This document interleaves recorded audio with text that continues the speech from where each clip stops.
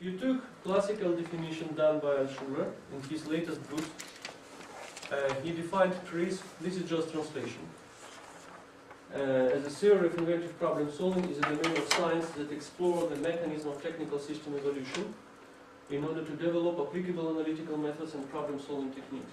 As you see, nothing about the main object and nothing about inventiveness and so on and so that.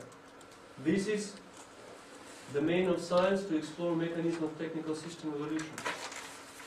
And it seems kind of strange because the people say, I use TRIZ to solve my problem. TRIZ should help me to solve problem. Let us see why it is not the case. Why with a TRIZ we don't solve problem. If you need to solve problem, you don't need TRIZ. Yeah, you don't need TRIZ to solve problem. What you need some method, you need some strategy, you need some approach, you need knowledge, but you don't need TRIZ. Look, when G.Altshuller started to develop TRIZ, not TRIZ, as we already discussed yesterday, he started with very pragmatic question.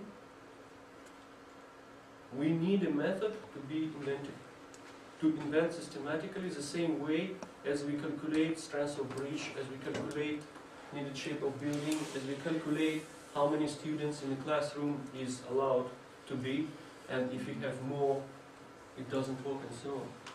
So he started with a method, very pragmatic. Millions of patents around, how to generate pattern systematically inside of a very well-defined schedule.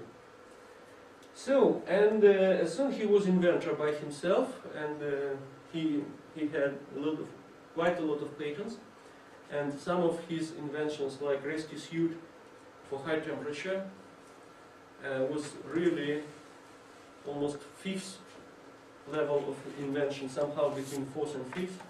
And today, all around the world, this concept is applied. Even the time of patent already exceeds, but it doesn't matter.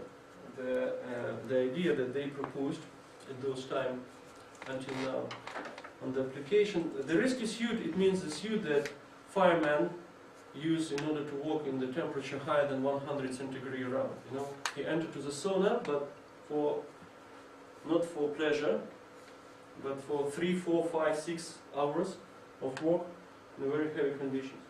So they tested this technique on the real problem solving, and in fact this evolution of this technique changed to the evolution to the method, how to develop the method, not only one technique that can help you to generate solution concept, but the method. It is interesting to see that in 1956 G.Altshuller wrote the article with a co-author about how to develop this kind of method, and where they put a strategy and plan to perform in order to get this method for systematic problem solving. Okay, in order just to help you to navigate a little bit through these many boxes that looks like, let us see how this diagram is constructed. On this line you have time, okay? This is years of changes. And what do we have on this line?